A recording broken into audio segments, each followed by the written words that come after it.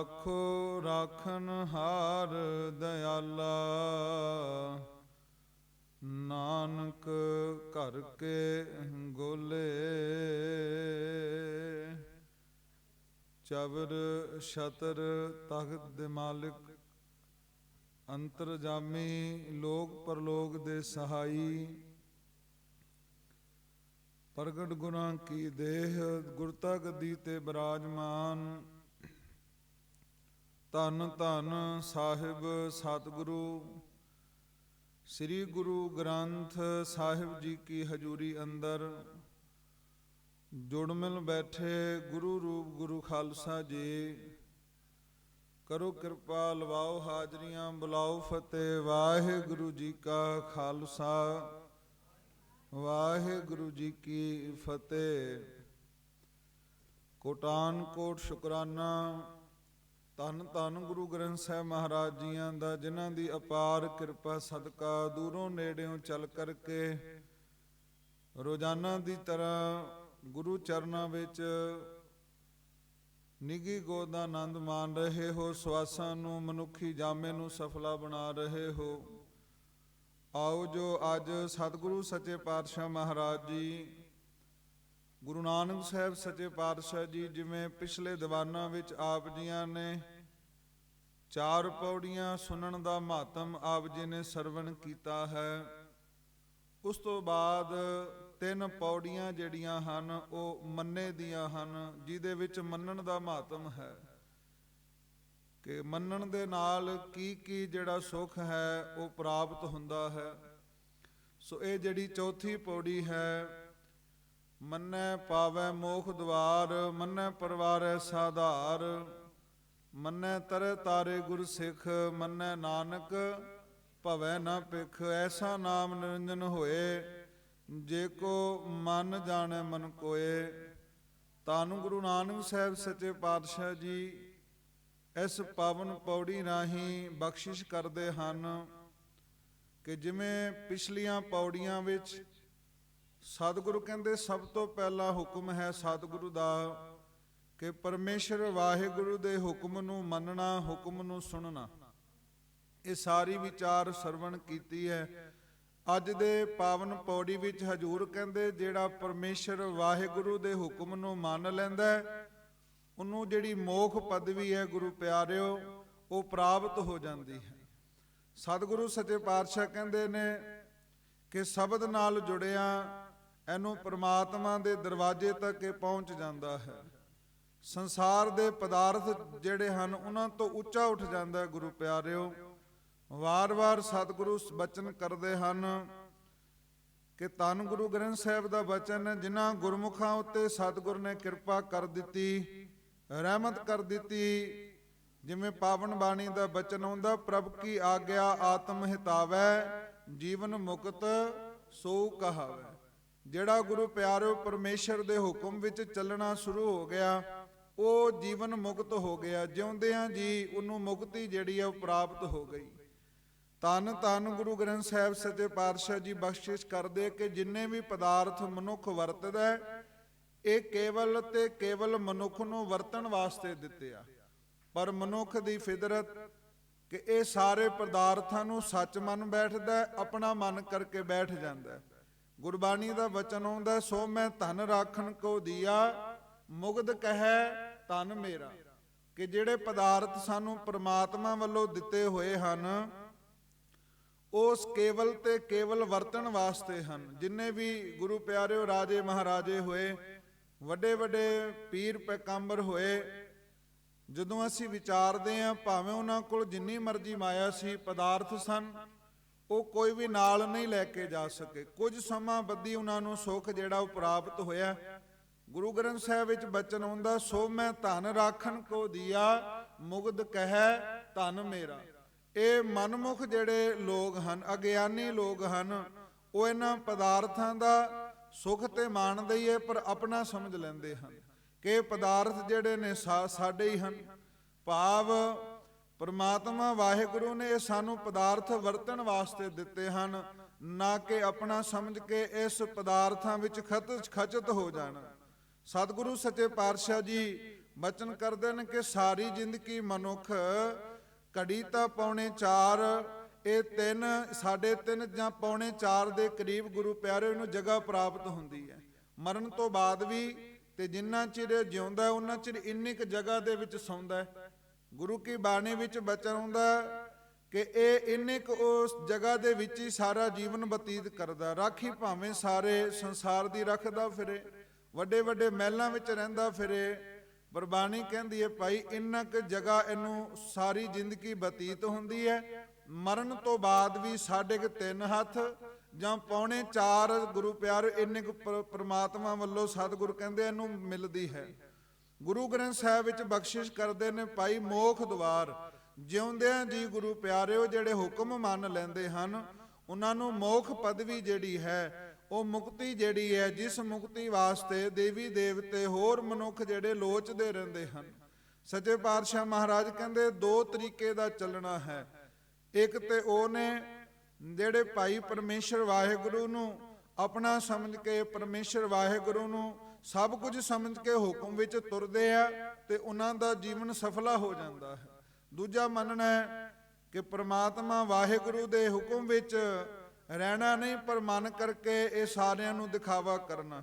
ਪਰ ਸਤਿਗੁਰੂ ਕਹਿੰਦੇ ਜਿਹੜੇ ਮਨ ਕਰਕੇ ਮੰਨ ਲੈਂਦੇ ਗੁਰੂ ਪਿਆਰਿਓ, ਜਿਵੇਂ ਗੁਰੂ ਸਾਹਿਬ ਨੇ ਸਾਨੂੰ ਅੰਮ੍ਰਿਤ ਦੀ ਦਾਤ ਬਖਸ਼ਿਸ਼ ਕਰ ਦਿੱਤੀ, ਇਹ ਬਾਹਰ ਦਾ ਹੈ, ਬਾਹਰ ਦਾ ਪਹਿਰਾਵਾ ਸਤਿਗੁਰਾਂ ਨੇ ਬਖਸ਼ਿਸ਼ ਕੀਤਾ, ਪਰ ਅੰਦਰ ਜਿਹੜਾ ਉਹ ਨਾਮ ਅੰਮ੍ਰਿਤ ਹੈ।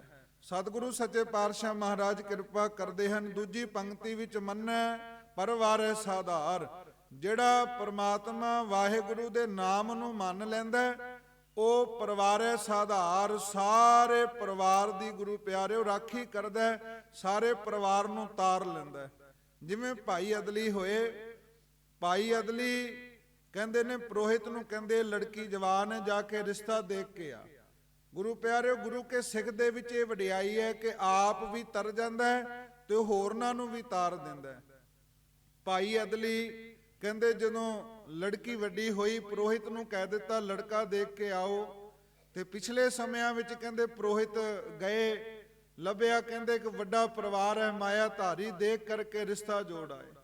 ਕਹਿੰਦੇ ਜਦੋਂ ਰਿਸ਼ਤਾ ਜੁੜ ਗਿਆ ਤੇ ਗੁਰੂ ਪਿਆਰਿਓ ਸਾਰਾ ਕੁਝ ਤੈਅ ਹੋ ਗਿਆ, ਤੇ ਭਾਈ ਅਦਲੀ ਨੇ ਪੁੱਛਿਆ ਜਿਵੇਂ ਅਸੀਂ ਗੁਰੂ ਨਾਨਕ ਸਾਹਿਬ ਦੇ ਸਿੱਖ ਹਾਂ, ਉਹ ਪਰਿਵਾਰ ਵੀ ਗੁਰੂ ਨਾਨਕ ਸਾਹਿਬ ਨੂੰ ਮੰਨਦਾ ਹੈ? ਤੇ ਪ੍ਰੋਹਿਤ ਕਹਿੰਦਾ ਮੈਂ ਇਹ ਕੁਝ ਤਾਂ ਨਹੀਂ ਦੇਖਿਆ, ਪਰ ਪਰਿਵਾਰ ਜਿਹੜਾ ਉਹ ਮਾਇਆ ਧਾਰੀ ਹੈ, ਬਹੁਤ ਚੰਗਾ ਸੌਖਾ ਪਰਿਵਾਰ ਹੈ। ਗੁਰੂ ਪਿਆਰਿਓ ਭਾਈ ਅਦਲੀ ਬੜੇ ਹੈਰਾਨ ਹੋਏ ਕਿ ਇਹ ਕੀ ਹੋ ਗਿਆ।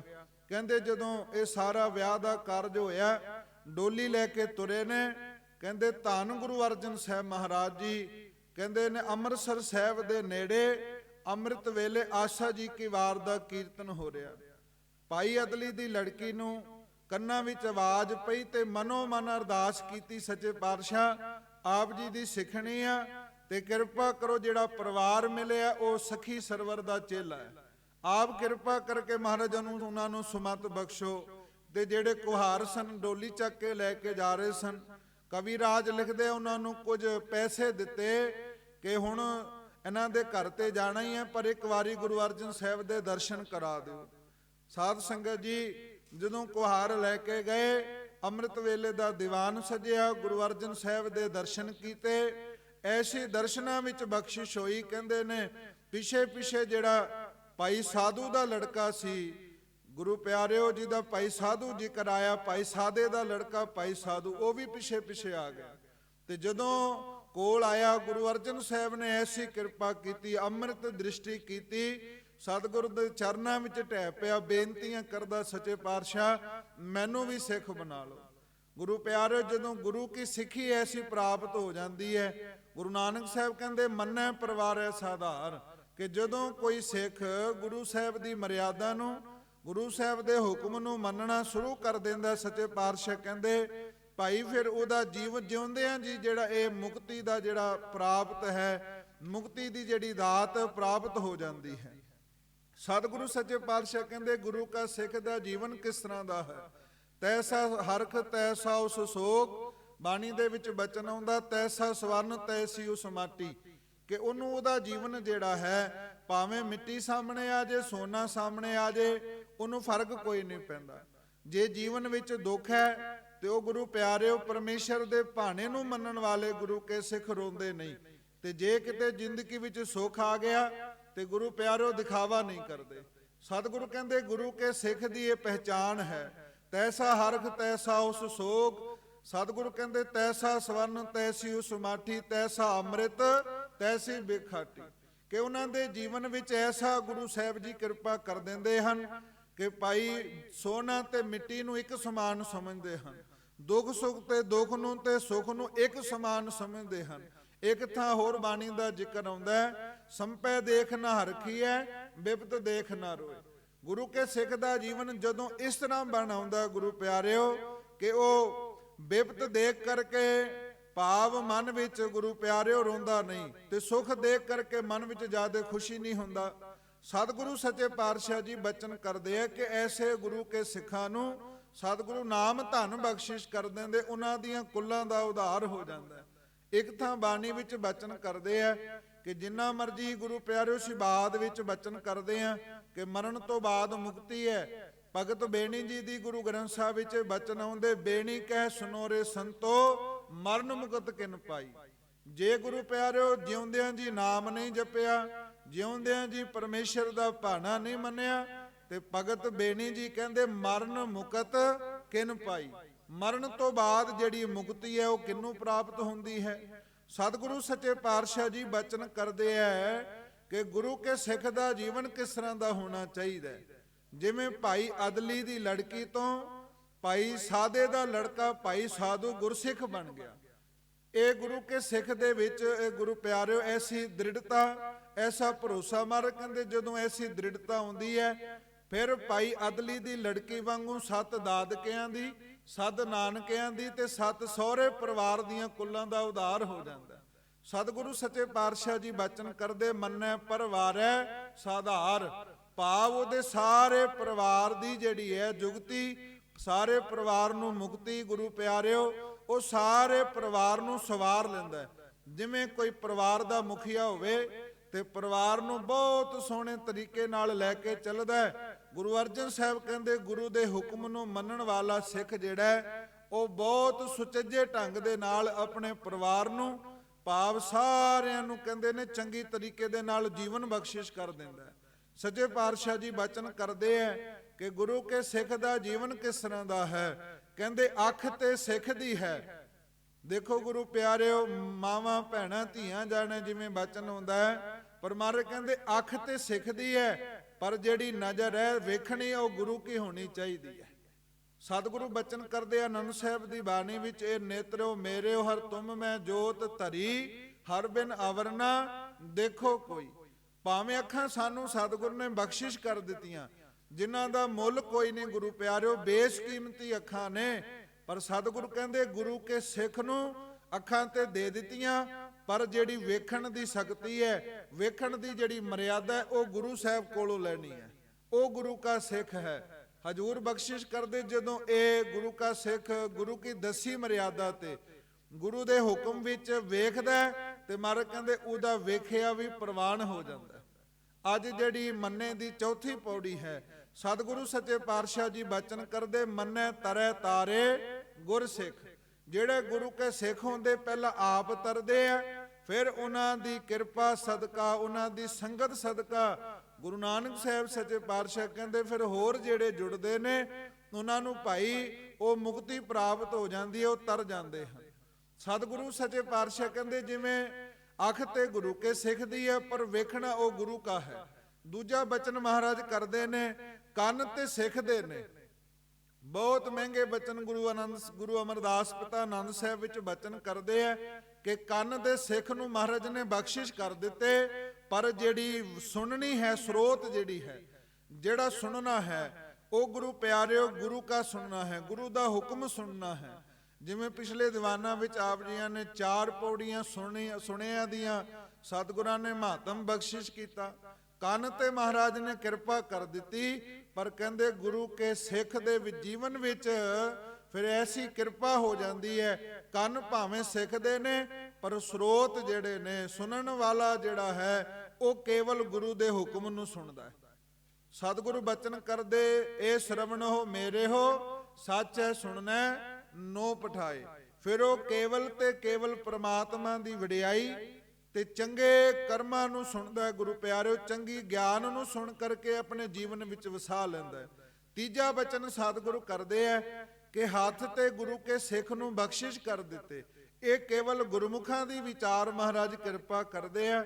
ਹਜੂਰ ਕਹਿੰਦੇ ਹੱਥ ਤੇ ਗੁਰੂ ਕੇ ਸਿੱਖ ਨੂੰ ਗੁਰੂ ਸਾਹਿਬ ਨੇ ਕਿਰਪਾ ਕਰ ਦਿੱਤੀ, ਪਰ ਜਿਹੜੇ ਕੰਮ ਨੇ, ਜਿਹੜੀ ਕਿਰਤ ਹੈ ਗੁਰੂ ਕੇ ਸਿੱਖ ਦੀ, ਉਹ ਗੁਰੂ ਸਾਹਿਬ ਜੀ ਦੀ ਮਰਿਆਦਾ ਅਨੁਸਾਰ, ਜਿਵੇਂ ਸਤਿਗੁਰੂ ਸੱਚੇ ਪਾਤਸ਼ਾਹ ਜੀ ਕਿਰਤ ਕਰਨੀ, ਨਾਮ ਜਪਣਾ, ਵੰਡ ਛਕਣਾ, ਮਹਾਰਾਜ ਕਹਿੰਦੇ ਫਿਰ ਜਿਵੇਂ ਜਿਵੇਂ ਗੁਰੂ ਹੁਕਮ ਕਰਦਾ ਉਹ ਗੁਰੂ ਕੇ ਸਿੱਖ ਜਿਹੜੇ ਹਨ, ਜਿਵੇਂ ਅੱਖਾਂ ਗੁਰੂ ਸਾਹਿਬ ਨੇ ਬਖਸ਼ਿਸ਼ ਕਰ ਦਿੱਤੀਆਂ, ਪਰ ਜਿਹੜੀ ਦੇਖਣਾ ਹੈ ਉਹ ਗੁਰੂ ਸਾਹਿਬ ਦਾ ਹੈ।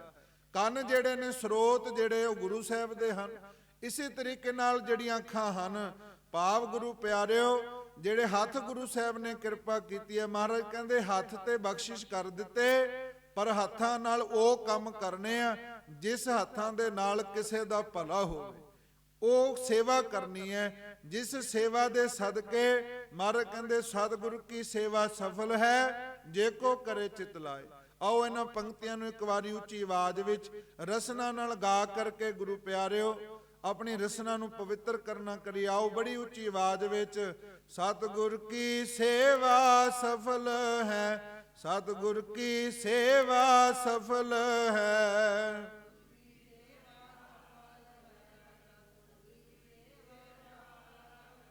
ਸਤਿਗੁਰ ਕੀ ਸੇਵਾ ਸਫਲ ਹੈ, ਸਤਿਗੁਰ ਕੀ ਸੇਵਾ ਸਫਲ ਹੈ।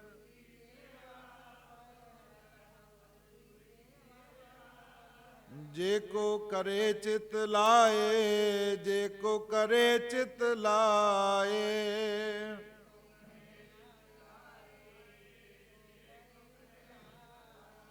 ਮਨ ਚਿੰਦਿਆ ਫਲ ਪਾਵਣਾ, ਮਨ ਚਿੰਦਿਆ ਫਲ ਪਾਵਣਾ।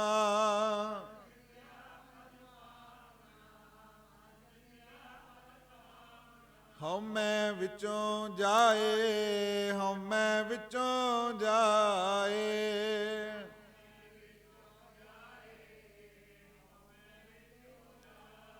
ਸਤਿਗੁਰੂ ਕਹਿੰਦੇ ਜਦੋਂ ਗੁਰੂ ਕਾ ਸਿੱਖ ਗੁਰੂ ਕੇ ਦੱਸੇ ਮਾਰਗ ਤੇ ਚੱਲਦਾ, ਸਤਿਗੁਰੂ ਸੱਚੇ ਪਾਤਸ਼ਾਹ ਕਹਿੰਦੇ ਫਿਰ ਸਤਿਗੁਰੂ ਦੀ ਸੇਵਾ ਵਿੱਚ ਜੁੜ ਜਾਂਦਾ। ਪਰ ਮਹਾਰਾਜ ਕਹਿੰਦੇ ਫਿਰ ਸਾਰੇ ਕਾਰਜ ਗੁਰੂ ਸਾਹਿਬ ਸਵਾਰ ਦਿੰਦੇ ਆ। ਜੰਮਣ ਮਰਨਾ ਇਹ ਸਤਿਗੁਰੂ ਕੱਟ ਦਿੰਦੇ ਆ, ਹਉਮੈ ਵਿੱਚੋਂ ਜਾਏ। ਹਉਮੈ ਦਾ ਜਿਹੜਾ ਵੱਡਾ ਰੋਗ ਹੈ ਗੁਰੂ ਪਿਆਰਿਓ, ਇਹ ਨਿਵਰਤ ਹੋ ਜਾਂਦਾ। ਜਿਸ ਹਉਮੈ ਦੇ ਕਰਕੇ ਗੁਰੂ ਸਾਹਿਬ ਕਹਿੰਦੇ ਜੰਮਣ ਮਰਨਾ ਲੱਗਾ ਹੀ ਰਹਿੰਦਾ ਹੈ।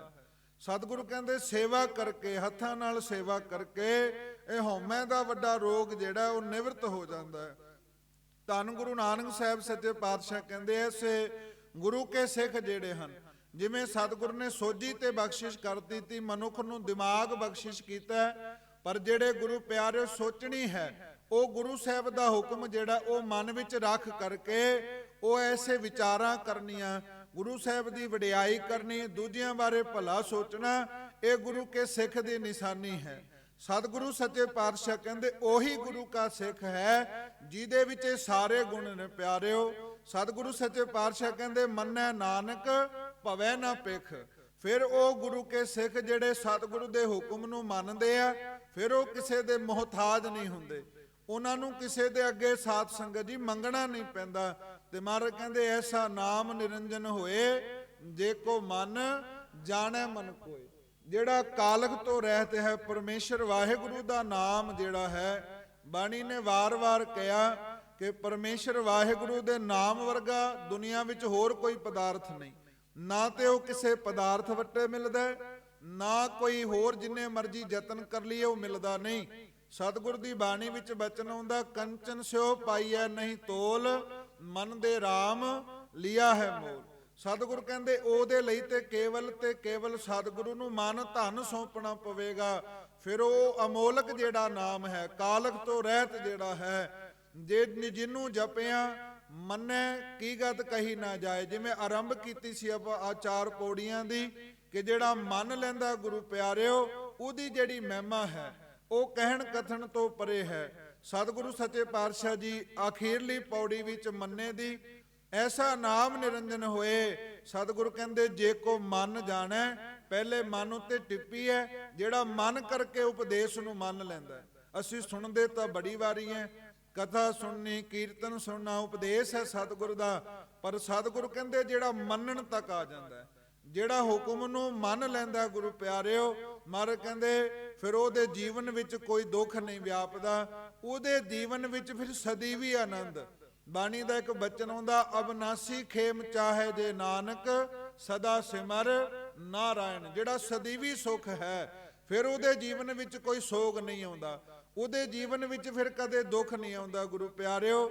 ਐਸਾ ਉਹ ਨਾਮ ਜਿਹੜਾ ਕਾਲਕ ਤੋਂ ਰਹਿਤ ਹੈ, ਦੁੱਖਾਂ ਨੂੰ ਖਤਮ ਕਰਨ ਵਾਲਾ ਪਰਮੇਸ਼ਰ ਦਾ ਨਾਮ।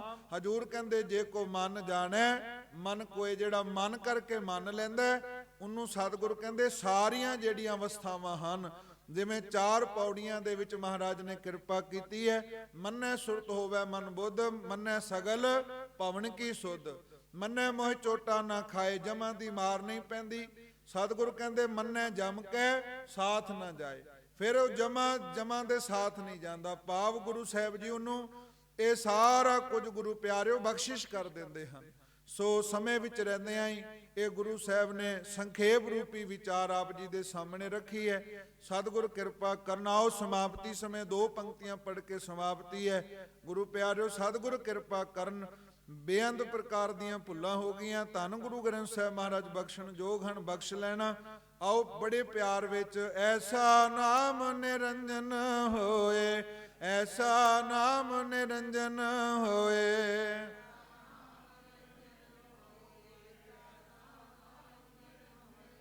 ਐਸਾ ਨਾਮ ਨਿਰੰਜਨ ਹੋਏ, ਐਸਾ ਨਾਮ ਨਿਰੰਜਨ ਹੋਏ।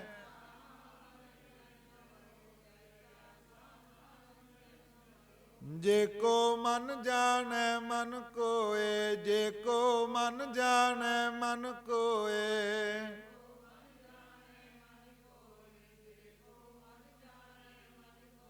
ਹੋਈਆਂ ਭੁੱਲਾਂ ਚੁੱਕਾਂ ਦੀ ਮੁਆਫੀ, ਦੇਵ ਅਸੀਸਾਂ ਕੱਲ ਦੇ ਦੀਵਾਨ ਵਿੱਚ। ਜਿਵੇਂ ਸਤਿਗੁਰੂ ਜਿਹੜੇ ਹੁਕਮ ਨੂੰ ਸੁਣ ਲੈਂਦੇ ਆ, ਸੁਣਨ ਤੋਂ ਬਾਅਦ ਮੰਨ ਲੈਂਦੇ ਆ, ਫਿਰ 5 ਪ੍ਰਵਾਨ 5 ਪ੍ਰਧਾਨ ਪੰਚੇ ਪਾਵੈ ਦਰਗਹਿ ਮਾਨ। ਇਹ ਪਾਵਨ ਵਿਚਾਰ ਗੁਰੂ ਸਾਹਿਬ ਜੀ ਆਪ ਮਿਹਰ ਭਰਿਆਤ ਸਿਰ ਤੇ ਰੱਖੇ ਆਪਣੀ ਵਿਚਾਰ ਆਪ ਕਰਾ ਲੈਣ ਜੀ। ਹੋਈਆਂ ਭੁੱਲਾਂ ਚੁੱਕਾਂ ਦੀ ਮੁਆਫੀ, ਦੇਵ ਅਸੀਸਾਂ।